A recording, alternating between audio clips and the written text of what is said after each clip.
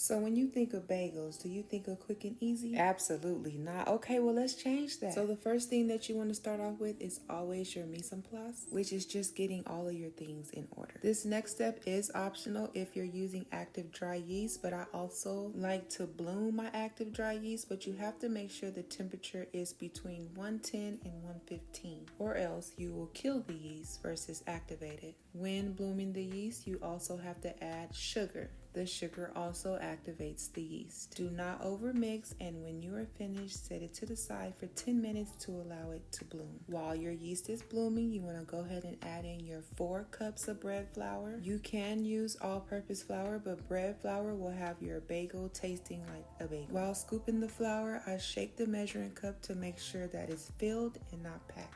The next ingredient is your salt, and make sure to combine well, or that too will kill the yeast. With my spurtle, I'm going to create a well, which I will then pour in the yeast mixture. Now, I will say this next part is technique. I like to start in the middle of the well and work my way around the bowl. After that, I go ahead and push all of the edges into the bowl. I'm pushing it, not mixing it. Now I'm also turning my bowl like if it was a KitchenAid. You know what I'm talking about. I know you can see now, okay? And once your mixture gets a little shaggy, you want to continue to push in the dough.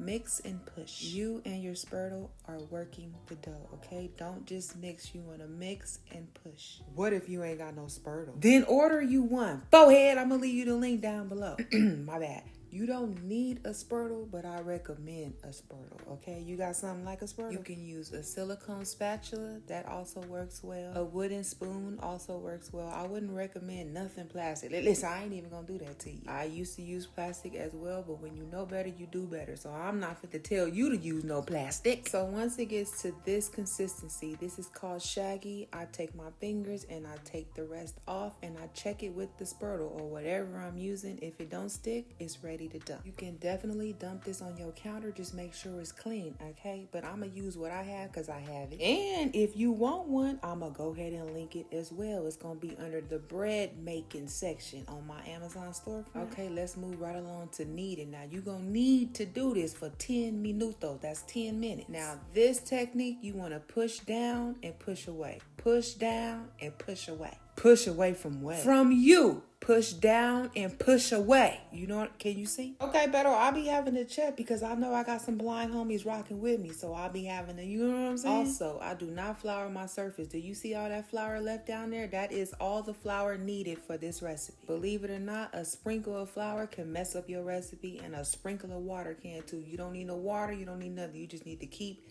kneading. When you're done, it's going to be a ball. You want to slide it to you.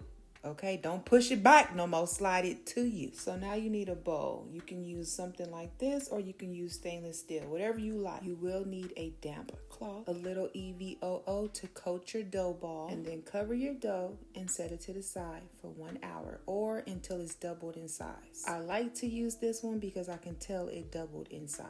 You want to punch the dough to relieve your stress. Now explain, to relieve the air, and then you want to go ahead and separate your dough into 8 separate pieces. From this step, you can make a mini bagel. You can make a big, you know what? You can do whatever you want. Now, when rolling the bagels, there are plenty of techniques out there. This is the one I use. It reminds me of like Play-Doh days, you know what I'm saying? But I just like to roll it all in like a log, and then I get my hand and do like this. You can either pinch the seams together or you can roll them together just like this. Now I want my bagel to keep its structure, so I'm going to go ahead and cut up 8 pieces of parchment paper for each bagel. As you're shaping your bagel, you will just put 1 bagel on top of each parchment paper, and then you can put it on your baking sheet. As far as baking sheets, I recommend Nordic Ware. Okay, don't look at mine and say, look at yours, because I did something to mine that I shouldn't have. What did I do? You're a little nosy, ain't it? I sprayed some oven cleaner up on there thinking that it would get it off, and it got it off all right. Now I hope and pray I rolled enough bagels for y'all to get the gist of it, so go ahead and lay them on your baking sheet. Cover them one more time with a damp towel. Set them to the side, and you're gonna go ahead and clean your space real quick, but it don't even take that long. And you know how the people be having their faucet right above their stove? Boy, this is mine, okay? We just manifesting. It's gonna happen. It's in his timing. I don't know, cuz I kind of taking a lump there. I'm just playing. Lord, I'm just kidding. Now it's time to give the bagels a bath, which is called a bagel bath. Now, I want you to boil the water first and then put the honey in there, okay? Don't do what I do. Do what I say. Then, once it comes to a complete boil, you want to go ahead and drop in your first bagel. Once you drop it in there, the parchment paper will release from the bagels. Do not boil the parchment paper. You knew that already. I'm as scared of you. Anywho, I like to wait 2 minutes and then I flip them, but you can wait 1 minuto if you want to. But I love me a chewy bagel, so if you wait 2 minutes, yours will be chewy as well. When I remove the bagels, I am using a slotted spoon, which is just a spoon with holes at the bottom,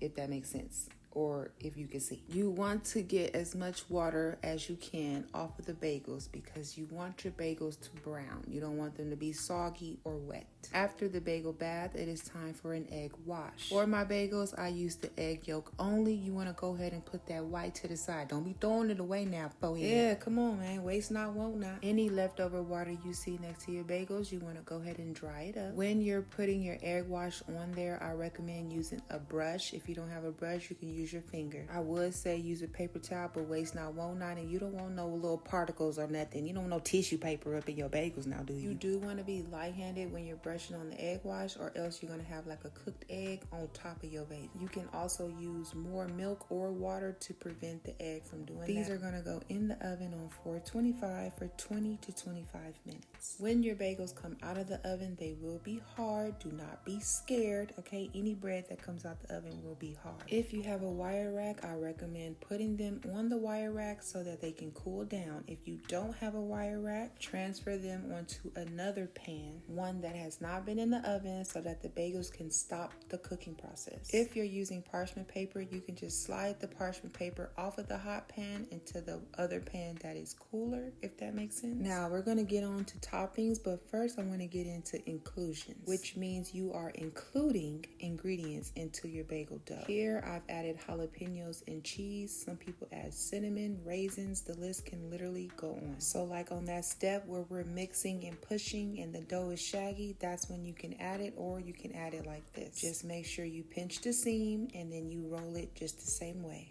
And as far as toppings, you want to go ahead and do that after your egg wash. For a topping for this bagel, I just added some Kobe Jack cheese, and then the rest of these bagels are the jalapeno and cheese bagels. During this round of baking, I also did some regular bagels just in case the homies wasn't feeling the inclusions. Okay, I should have made more of the one with the topping because they really liked the one with the topping. We had to split that. That's okay, because listen, if I would have made about 50, 11 of them, they would have been like, oh, I don't like cheese. You know what I'm saying? You know how children are, or do you not? That's okay if you don't. You know what I'm saying? But I do.